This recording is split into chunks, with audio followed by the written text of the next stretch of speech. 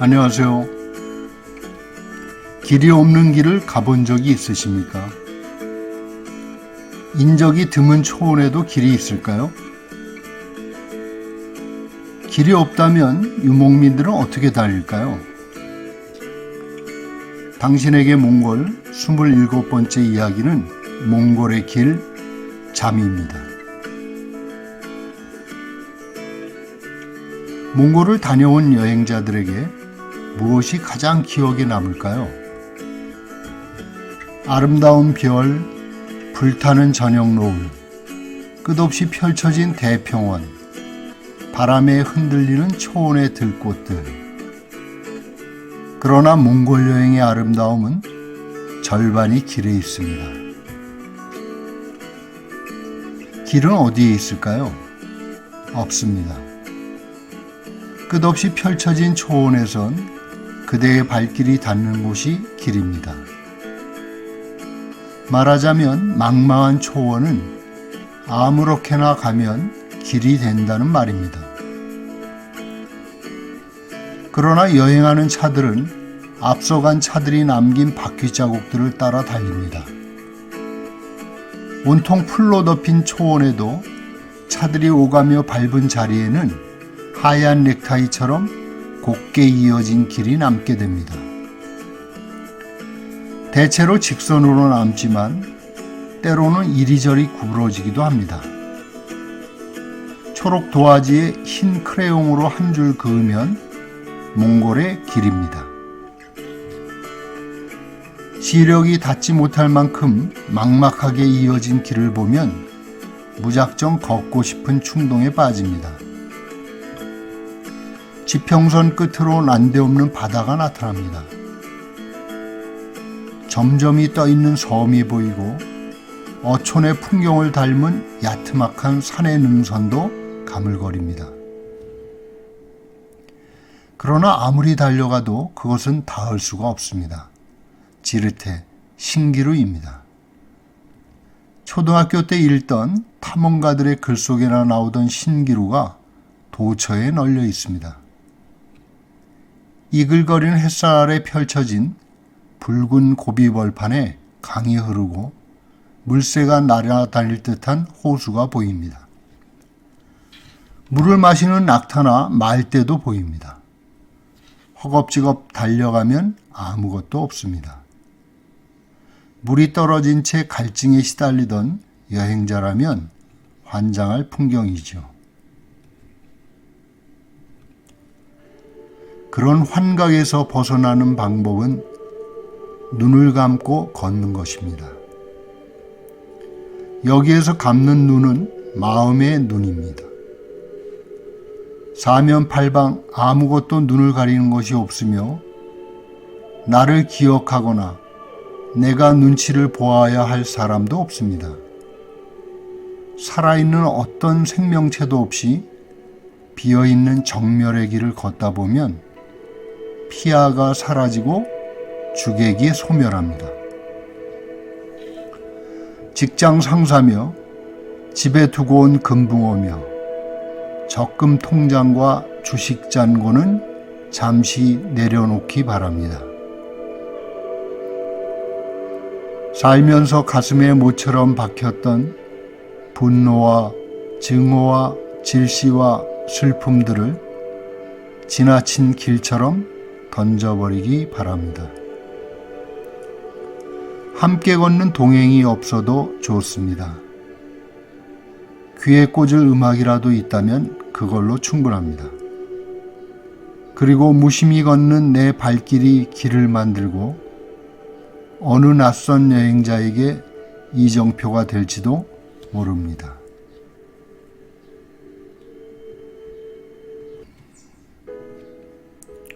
유감스럽게도 몽골 여행의 일정은 대부분 자동차로 움직입니다. 길을 걸을 여유가 많지 않습니다.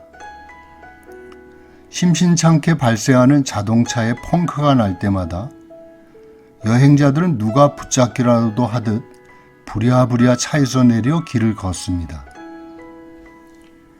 몇 군데를 들르지 못하더라도 한가로이 걷는 일정을 여행 중에 꼭 넣기 바랍니다. 차에서 내려 걸어야 할 길을 몇 군데 소개합니다. 엉기히드 부근의 산능선은 그리 길지도 않고 힘들지도 않습니다. 해가 기울 무렵에 땅거미에 덮여가는 산길은 아름답고 슬픕니다. 완만한 언덕에 오르면 폐사지의 황량함이 가슴을 저미어 옵니다. 그 등성이에서 불쑥 솟아오르는 달을 놓치지 말기. 달이 없다면 별이 그 자리를 채울 것입니다.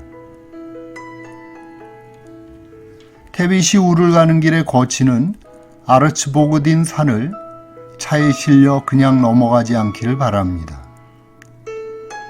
물이 마른 개울을 따라 한가로이 오르면 하늘과 맞닿은 산마루에 이릅니다. 오어 곁에 쭈그리고 앉아 산 그림자가 덮여오는 육탈한 산주름들을 오래도록 바라보는 감흥도 깊습니다.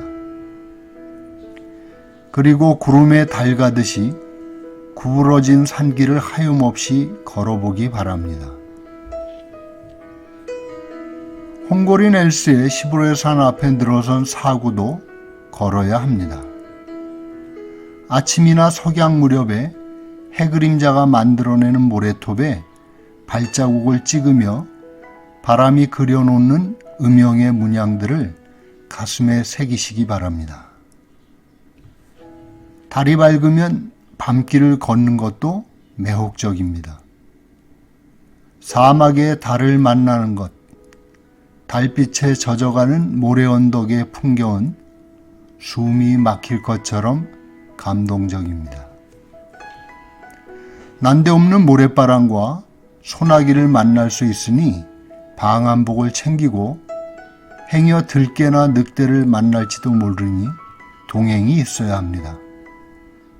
왕복 2-3시간이 걸릴 거리이지만 놓치면 후회할 길입니다. 요리남 가는 산길은 잠깐이라도 차에서 내려 걷기를 바랍니다. 졸음이 삑삑거리고 길가에 듬성듬성 핀 들꽃들을 만나시라. 산등성이에 얹힌 뭉게구름도 그대의 망막 속에 찰칵 담아두시기 바랍니다. 만달고비를 지나 사방 300km의 불모지대도 놓칠 수 없습니다. 앞사람이 시야에서 보이지 않을 만큼 간격을 유지하는 것이 좋습니다. 세상의 중심에 혼자 서 있는 자신을 만나게 될 것입니다. 고루왕 사이용산을 넘어가는 고원의 풍경도 빠뜨릴 수 없습니다.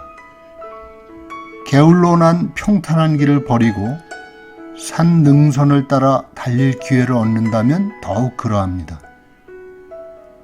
분청생의 허브들이 벨벳처럼 덮인 풍만한 산구릉을 걷다 보면 어디선가 양떼를 부르는 목동의 휘파람 소리가 들리고 알프스의 소녀 하이디를 만나게 될 것입니다.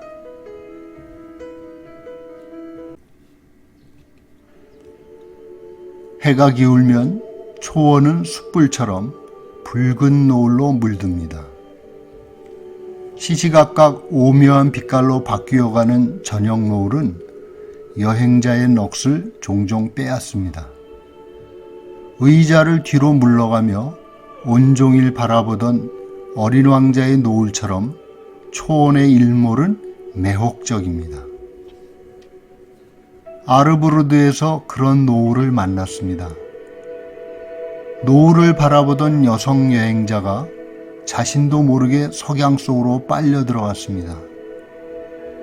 노을 속으로 점이 되어 걷던 그이가 지평선 너머로 노을이 사라진 뒤에 정신을 차리고 돌아보았을 때에는 사방은 이미 어둠뿐이었습니다.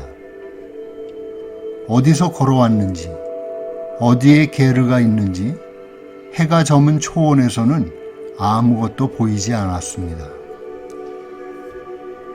저녁 식사를 하는데 무언가 허전했습니다. 한 사람이 모자랍니다.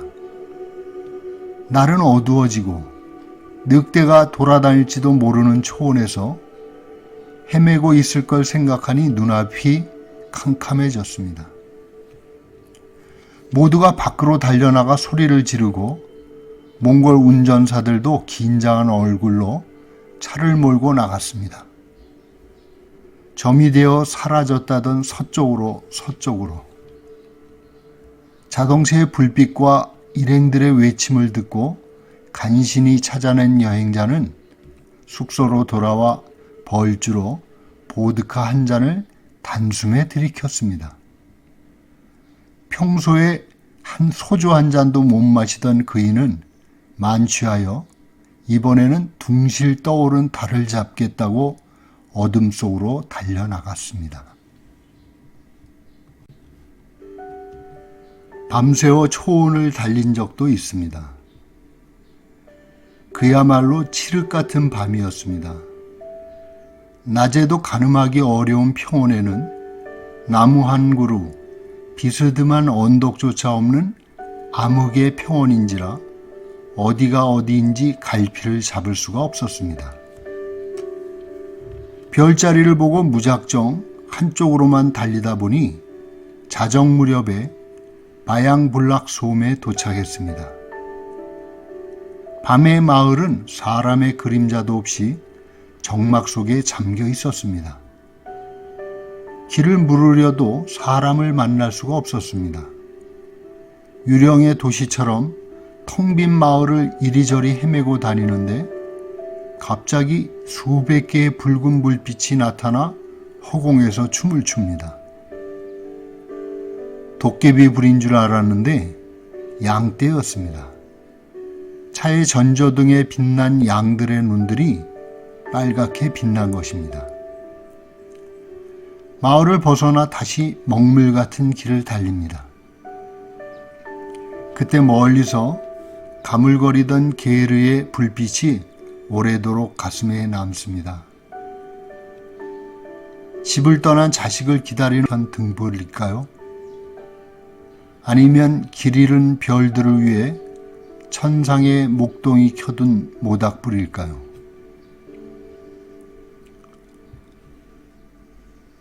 왜 몽골 여행이 5박 6일로는 아니감만 못하다고 하는지 그 이유가 여기에 있습니다.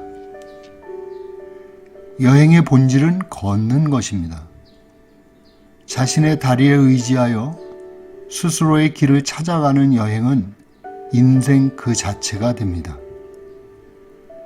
가보지 않은 길, 알지 못했던 자신 속으로 걸어가는 여행이야말로 몽골의 길입니다. 오늘은 길이 없는 몽골의 길에 대해 알아보았습니다. 몽골 이야기를 함께 나누게 되어 즐거웠습니다. 다음 편엔 몽골의 대표적인 풍경, 풍요로운 초원 한가이에 대해 알아보겠습니다. 몽골 유목민의 이야기 많이 구독해 주시길 바랍니다. 주변에 관심 있는 분들에게도 공유해 주셔서 사라져가는 초원의 이야기들이 좀 더 널리 전해지기를 바랍니다. 고맙습니다.